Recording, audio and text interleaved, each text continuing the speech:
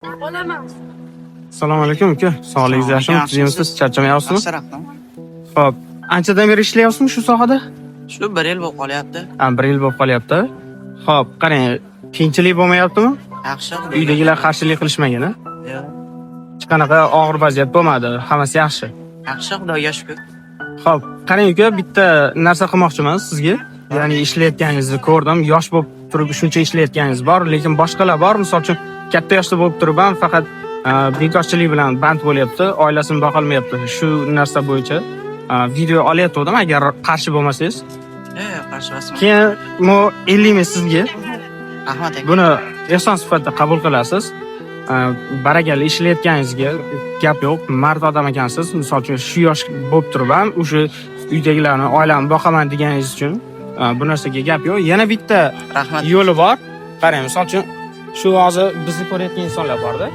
Misol uchun qancha ko'radi bilmayman. Misol uchun shu video agarda 100 mingta kommentariy yig'adigan bo'lsa, sizga keyingi safar kelamanda mana shu 100 mingta kommentariy yozilgani ular qanday bo'ladi? Misol uchun hozir ehson qilish taqiqlab qo'yildi, to'g'rimi?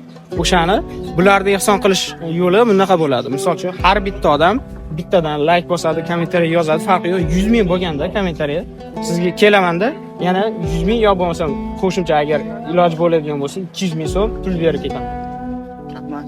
Shu narsani xalqimiz xudo xolasa eplaydi, to'g'rimi? Xudo xolasa sizlarning qo'llaringizda bu narsa agarda iloji bo'lsa maksimalli like bosib, kommentariy yozadigan bo'lsanglar, keyingi safar kelib shu bolaga o'zimning nomimdan va sizlarning nomlaringizdan 200 ming so'm pul berib ketaman.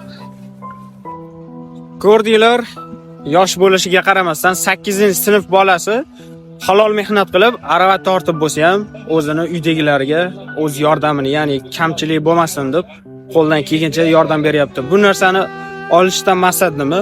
Maqsadim shuki, shunchaki harakat qilish kerak. Bu yoshingizga farqi yo'q. Xudo xohlasa, qanaqa bo'lsa ham harakat qiladigan bo'lsangiz, Xudo rizqingizni beradi. Shu sababdan bitta narsani iltimos qilmoqchiman. Hozir bilamiz, ehson qilish, ya'ni qonuniy bo'lib qoldi. Shu sababdan agarda imkoni bo'lsa, shu bola uchun bitta sharti bor. Shart qo'ydik, ya'ni agarda shu video shu bola uchun ehson qilish bilamiz, hozirgi kunda qonuniylashtirilgan. Shu sababdan siz ehsoningiz qanday bo'ladi deydigan bo'lsangiz, shu kommentariy 100 mingtaga boradigan bo'lsa yoki laykimiz 100 mingta layk yig'adigan bo'lsa, kelib shu bolaga o'zimning nomimdan va siz nomingizdan 100 ming so'm yo bo'lmasa qo'ldan kelgancha 200 ming so'm berib, shu bolani xursand qilamiz. Podдержкада bo'lib, layk bosib, kommentariy yozib boring.